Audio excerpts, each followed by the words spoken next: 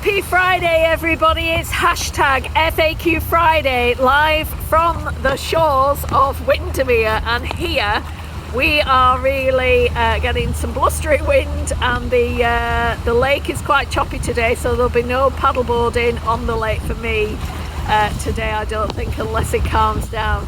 So I've had lots of frequently asked questions asked this week from hoteliers, from restaurateurs, food and beverage operations, who are asking what they should be doing about the rule of 6 that's now been introduced and goes live legally on Monday the 14th of September. So what does it all mean? Lots of questions are asking. I've also been asked, does it include children? Yes, it does. The government website has actually clarified that in the last 48 hours, that yes, it does include children, and you are not allowed to meet anybody outside of your household bubble unless you're in a support bubble. And if you do, it's obviously a 2 metre rule, and you've got to, or a 1 metre including your face coverings, etc. So what does that mean to the hospitality industry? Legally, you can be fined. So if you allow a table of 7 to book and you feed them, as of Monday, you will be fined £100. Then it doubles after that for every error that you make, or every time you break the law, and that's up to 3,200, which, you don't want to be doing that. Please make sure that you are very clear with your customers. Use some communication, very positive tonality. Please do it positively and ask for your customers' help, and to keep safe, keep well, but obviously keep open. That's another key. So there are exceptions to the rule of 6, and that's where everybody lives together. If there is 7 people who live together, that is allowed. But I don't know how you're going to confirm and check, but I would certainly be making sure that you're not taking them unless you're 100% certain that those people live together, or they're in the same support bubble, or they have to continue existing arrangements where children are with different parents in the same household. Obviously, if it's to work and education training or registered childcare, or if you're fulfilling legal obligations, or you're providing emergency assistance, or you're participating in children's play groups, etc. And weddings, ceremonies and civil partnerships, or any religious life cycles such as funerals, you can have up to 30, but it has to be the social distancing and the face masks worn. The rule of 6 does include children, and I can't stress that enough. There was something on the media channels the other day that it said it didn't. Yes, it does. So please bear that in mind. You don't want to be in a position where you are being fined, and you certainly don't want to be the business who is getting the PR for breaking the law. So what advice would I give you is, obviously, make sure you communicate with all your customers come in.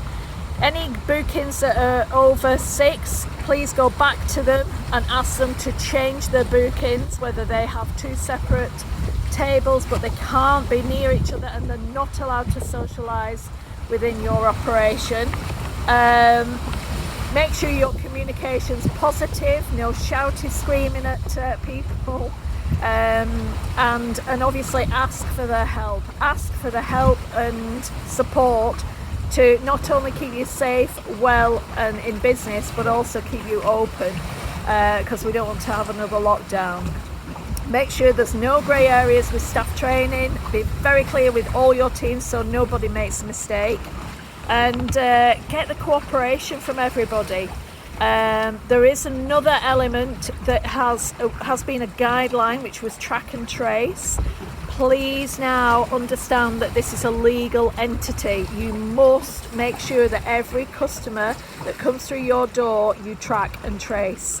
And don't forget the GDPR element. And realistically, the amount of people who are not doing it at the moment is crazy. The amount of businesses that are getting people to fill in a spreadsheet on a piece of paper and it's passed around, that's not okay. And make sure that, something like an app, the hospitality tracker is literally £4.99 and it's called Hospitality Tracker. It does it all for you, GDPR compliant. It is absolutely brilliant.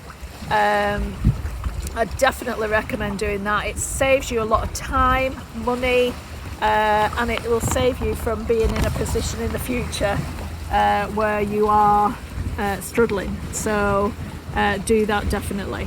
And see what you can do right now to diversify wherever you possibly can. Can you do online takeaway as an option? Can you do delivery services? Is there anything that you could possibly do to diversify or get some passive income coming in or multiple income streams coming in to save your businesses? Because we're going through a bit of a rough time again. And what packages can you build up now for putting together for pods of 6 people or bubbles for winter business? What can you do right now to be able to sell that to your current customers, hot clients, or actually get it out there as a media driven marketing campaign? What winter campaign are you doing?